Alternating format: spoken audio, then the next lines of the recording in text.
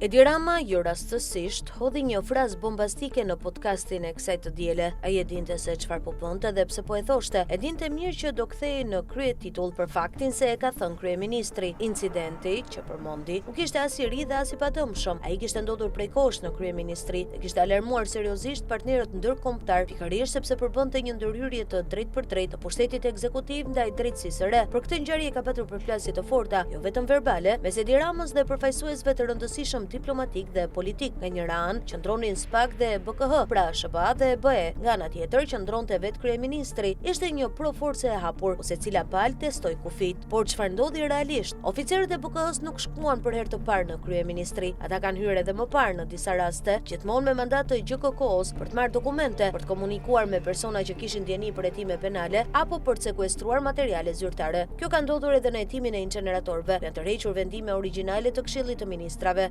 Asnjëherë nuk janë penguar. Të herë ndodhi ndryshe. Oficerët e BK-s jo vetëm u ndaluan, por u çarmatosën. Ky veprim nuk ishte procedurë sigurie, ishte mesazh politik, ishte përplasje e territori, ishte thirrja e qartë, tu nuk hyni. Të frazë kishte artikuluar publikisht edhe Baton Haxhiu, zëri mediatik i Edi Ramës, një muaj më parë kur shkroi se kishte një kufi që drejtësia nuk mund ta kalonte. Ajo që ndodhi në kryeministri ishte zbatimi praktik i kësaj doktrine. Ngjarja përbën një puç institucional në kuptimin e plotë të fjalës. Roja kombëtare e hetimit nuk është policia e qeverisë, nuk është nënvarësinë e Ministrisë së Brendshme, nuk është struktura administrative, është polici gjyqësore e drejtësisë speciale, e krijuar për të hetuar pikërisht qeverinë, korrupsionin e nivelit të lartë dhe krimin e organizuar.